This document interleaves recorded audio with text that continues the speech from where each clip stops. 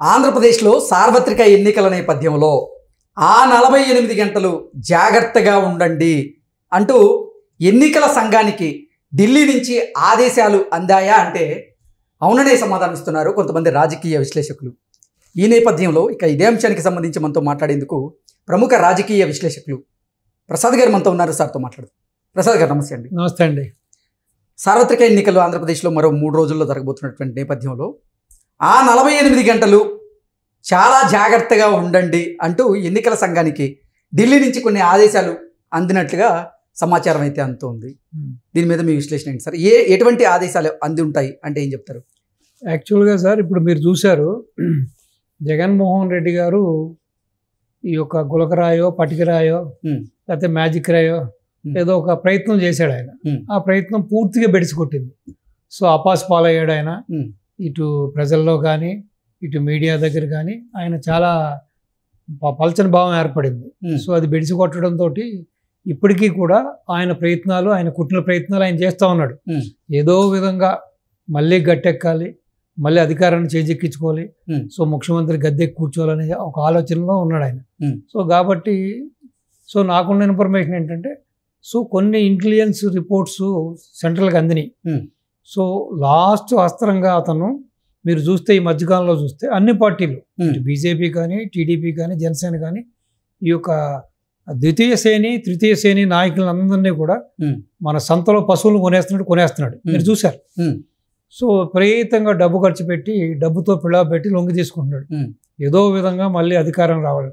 అది కాకుండా ఆల్రెడీ పవన్ కళ్యాణ్ అనే వ్యక్తి ఎట్టి పరిస్థితుల్లోనూ ఇటు మంగళగిరిలో లోకేష్ గారు కానీ, పిఠాపురంలో పవన్ కళ్యాణ్ గారు కానీ, ఇటు నారావారిపల్లిలో చంద్రబాబు నాయుడు గారు కానీ అసెంబ్లీ యొక్క గడప తొక్కకూడదు అని చెప్పి, అలాగే కొంతమంది ఇటు టీడీపీ జనసేన బీజేపీలో కొన్ని ముఖ్య నేతలు సీనియర్ నేతలను కూడా గడప తొక్కకూడదని సో ముమ్మర ప్రయత్నాలు చేస్తూ ఉన్నాడు ఆయన. ఎంతైనా ఖర్చు పెట్టడానికి వెనకాట్లేదు. ఆల్రెడీ ఆ విధంగా కార్యాచరణ కూడా సిద్ధం చేసుకున్నాడు ఆయన. సో ఇది కాకుండా వేరే ఇంకా డబ్బు కూడా జనాలు లొంగకపోతే, ఇప్పుడు ఈ ఎంప్లాయీస్ని, ఈ ఉద్యోగ ఉపాధ్యాయ ఎంప్లాయీస్ అందరినీ లొంగ తీసుకోవడానికి చూసి అది కూడా బెడిసి కొట్టింది. అదేమి ఎంప్లాయీస్ ఎవ్వరూ కూడా ఈసారి ఆయనకి హీల్డ్ అవ్వాల, బెండ్ అవ్వాల. ఆయన డబ్బుకు ఆయన ప్రలోభాలకు లొంగకుండా ధైర్యంగా ఇటు కూడమికే ఓటేశారు. ఎప్పుడు లేని విధంగా లాస్ట్ టైం ఎలక్షన్లో చూస్తే మీరు 1 lakh మాత్రమే అక్కడ నమోదైంది.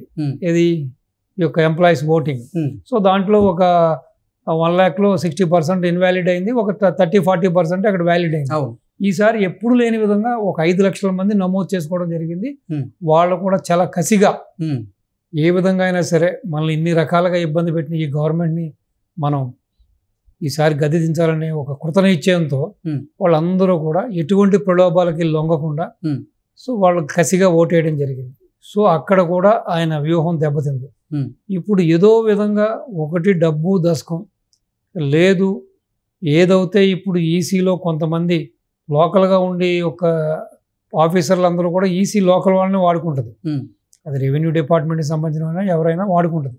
సో వాళ్ళలో కూడా ఇప్పటికీ కొంతమంది జగన్మోహన్ రెడ్డి కోవట్లు, జగన్మోహన్ రెడ్డి స్వాధిపూర్లు, జగన్మోహన్ రెడ్డికి అనుకూలంగా పనిచేసే వాళ్ళు ఇప్పటికీ ఉన్నారు. ఓకే.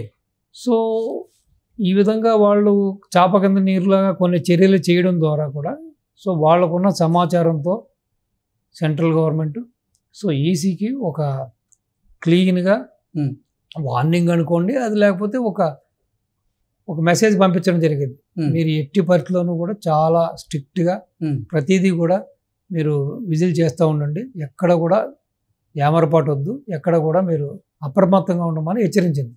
రెండవది ఏంటంటే, అవసరం అయితే అరాచకం సృష్టించడానికి కూడా జగన్మోహన్ రెడ్డి సిద్ధమయ్యాడన్నది కూడా వాళ్ళ దగ్గర ఇంటెలిజెన్స్ రిపోర్ట్ ఉంది.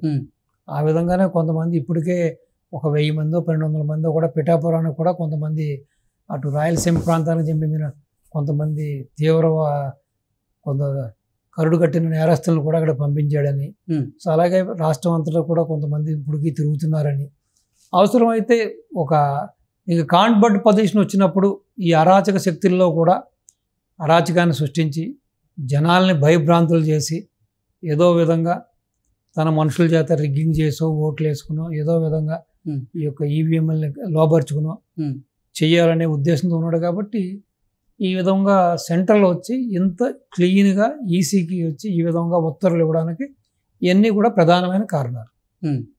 అంటే ఇప్పటికే వేల కోట్ల రూపాయలు ప్రజలకి ఓటు కోసం కొన్ని నోట్లు ఇచ్చే రూపంలో జగన్మోహన్ రెడ్డి సన్నాహాలు చేస్తున్నారని, డబ్బు పంపిణీ చేయకుండా కూడా అడ్డుకోండి అంటూ ఎన్నికల సంఘానికి కేంద్ర ఎన్నికల సంఘం కూడా, అంటే రాష్ట్ర ఎన్నికల సంఘానికి కేంద్ర ఎన్నికల సంఘం సంబంధించినటువంటి అధికారులు కూడా ఆదేశాలు జారీ చేశారన్నట్లుగా కూడా కొన్ని వార్తలు అయితే వస్తున్నాయి. కంటైనర్ల నుంచి డబ్బు బయటకు వచ్చే అవకాశం ఉంది అనేది. సో కంటైనర్లు ఎక్కడున్నాయి ఏంటి సార్? ఒకవేళ కనుక డబ్బు పంపిణీ జరిగితే ఏ ప్రాంతాల్లో జరిగే అవకాశం ఉంది ఎక్కువగా అంటే ఏం చెప్తారు? మొత్తం వైనాట్ 175 అన్నట్టు ఆయన మొత్తం అన్ని ట్రయల్స్లో ఉన్నాడు. అంటే ఆల్రెడీ కొంతమంది వాళ్ళ నాయకులు చెప్పేది ఏంటంటే ఆల్రెడీ ఈ యొక్క డబ్బు దశకం అనేది ఎప్పుడో సర్దేశారు, అంతా ఎప్పుడో చేర్చేశారు ప్రతి నియోజకవర్గానికి. సో దాన్ని ఇప్పుడు బయటకు తీయడానికి ఇటు ఈసీ కొంచెం స్ట్రిక్ట్గా ఉండి ఈసీ దీన్ని కట్టడి చేయాలన్నదే ఇప్పుడు మీరు చెప్పినట్టుగా సెంట్రల్ నుంచి వచ్చిన ఈ ఆదేశాలు కారణం ఇదే. ఇప్పుడు లాస్ట్గా నమ్ముకున్న అస్త్రం ఏంటంటే జగన్మోహన్ రెడ్డి గారు అదే, ఓన్లీ డబ్బు. ఏ విధంగా అయినా సరే డబ్బుతోటి ఇప్పుడు ఎంప్లాయీస్ని లొంగ తీసుకోలేకపోయాడు, ఎంప్లాయీస్ ఎదురు తిరిగారు, ఎంప్లాయీస్ ఎగ్నెస్ట్గా ఓట్ చేశారు. సో ఎలాగైనా సరే ఈ అమాయక ప్రజల్ని ఈ విధంగా వీళ్ళు లొంగ తీసుకోవడానికి ఇప్పుడు ప్రధాన అస్త్రం తన దగ్గరున్న ఒకే ఒక చివరి అస్త్రం కూడా ఏంటంటే అది మాత్రమే, ఆ డబ్బే. సో ఆ డబ్బుతోటి ప్రయత్నాలు చేస్తున్నాడు ముమ్మరంగా. సో దాన్ని గట్టిగా నివారించమని, దాన్ని గట్టిగా అరికట్టమని సెంట్రల్ ఇప్పుడు ఈసీకి స్ట్రాంగ్ ఆదేశాలు ఇవ్వడం జరిగింది. నిన్న మోదీ గారు విజయవాడ ఆ బహిరంగ సభలో పాల్గొనడం, ఆ ర్యాలీలో కూడా ఆయన పాల్గొన్న తర్వాత ఆయన మోదీ గారికి అలాగే పవన్ కళ్యాణ్ గారికి కూడా మనము ఖచ్చితంగా కూటమి అధికారాన్ని ఫామ్ చేయబోతుంది, 140 స్థానాల పైన రాబోతున్నాయి అంటూ ఆయన చెప్పినట్లుగా తెలుస్తుంది. దాని మీద ఏమంటారు? ఇప్పుడు మీకు ఒకటండి, గత 5 ఏళ్లుగా ఇటు మోడీ గారు కానీ ఇటు అమిత్ షా గారు కానీ రాష్ట్రంలో ఉన్న ప్రతిపక్షాలు ప్రజలు ఎంత ఘోషించినా, ఎంత వాళ్ళ రోదన అరణ్య రోదనగానే మిగిలింది. సో ఎటువంటి యొక్క యాక్షన్స్ కూడా తీసుకోలేదు, ఈవెన్ వార్నింగ్ కూడా ఇవ్వలేదు ఎవరికి, జగన్మోహన్ రెడ్డి గారికి. సో ఏదో వాళ్ళు చూసి చూసినట్టుగా వదిలేశారు.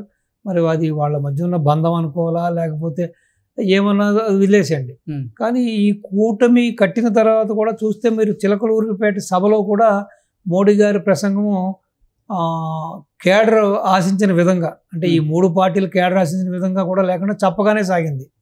కానీ ఒక్కసారి ఎప్పుడైతే నేషనల్ మీడియాలో ఉన్న ఒక 11 ప్రముఖ ఛానల్స్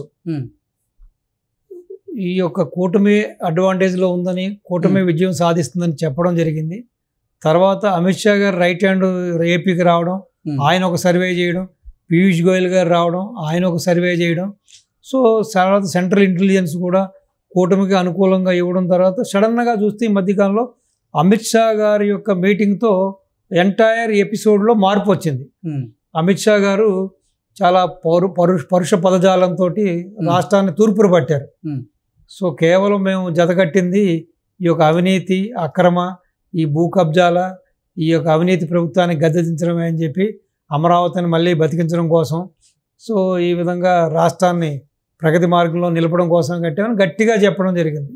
సో దాంతో ఒక జగన్మోహన్ రెడ్డి యొక్క అనుకో ఒక్కసారిగా నివ్వెరపోవడం కూడా జరిగింది. ఏంటి సడన్గా ఈ మార్పు ఏంటని. ఇప్పుడు చూస్తే ప్రధానమంత్రి గారు కూడా సేమ్ అదే పాట పాడటం మొదలెట్టారు. అంటే ఇప్పుడు వాళ్ళకి ఒక కాన్ఫిడెన్స్ వచ్చింది, డెఫినెట్గా టీడీపీ, జనసేన, బీజేపీ కూటమి అధికారంలోకి రాబోతుంది.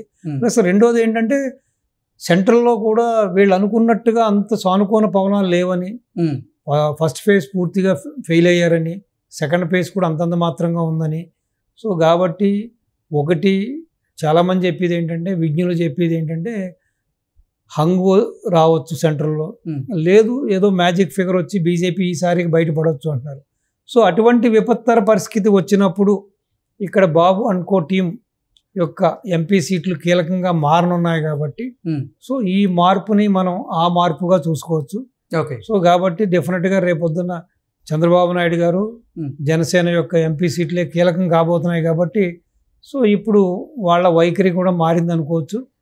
సో మీకు తెలియదే ఉంది రాజకీయాల్లో, ఉమ్, రాజకీయంలో ఎప్పుడూ కూడా గోడ మీద పిల్లు లాంటి వాళ్ళు ఉమ్, నాయకులు ఎటు అనుకూలంగా ఉంటే అటు దూకుతారు. అవును. సో కాబట్టి ఇప్పుడు ఈ యొక్క గాలి కూటమి వైపు ఉంది కాబట్టి, ఎస్పెషల్లీ టీడీపీ జనసేన ఈ బీజేపీకి అనుకూలమైన సానుకూలంగా ఉంది కాబట్టి, సో వాళ్ళ స్వరం కూడా మారింది అనుకోవచ్చు. సో వాళ్ళకున్న రిపోర్ట్ కూడా అదే, ఇంటెలిజెన్స్ రిపోర్ట్ కూడా కాబట్టి వాళ్ళ యొక్క ఆటోమేటిక్గా వాళ్ళ స్వరం మారింది, వాళ్ళ యొక్క వ్యవహార శైలి మారింది, బాడీ లాంగ్వేజ్ మారింది. ఇప్పుడు బాబూజీ బాబూజీ అంటూ బాబు గారిని కూడా బాగానే హక్కును చేర్చుకుంటున్నారు. నిన్న మొన్నటి వరకు అంటిముట్టినట్టు ఉంది కదా ఈ బంధం. ఈవెన్ జత కట్టిన తర్వాత కూడా ఇంత మార్పు చూడలేం మనం.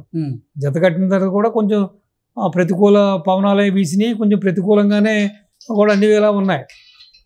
సో ఇప్పుడు డెఫినెట్గా కూటమి అధికారంలోకి రావడం దాన్ని కన్ఫామ్ అయిన తర్వాత ఆటోమేటిక్గా ఇటు సెంటర్లో ఉన్న నెంబర్ 1, నెంబర్ 2 స్థానాల్లో ఉన్న వ్యక్తులు కూడా మనం ప్రస్ఫుటంగా మార్పుని చూస్తున్నాం. ఇది ఒక నిజంగానే చెప్పాలంటే ఒక శుభ పరిమాణం ఓకే. ఏపీ ప్రజలకి, ఓకే. ప్లస్ ఈ కూటమికి. ఓకే.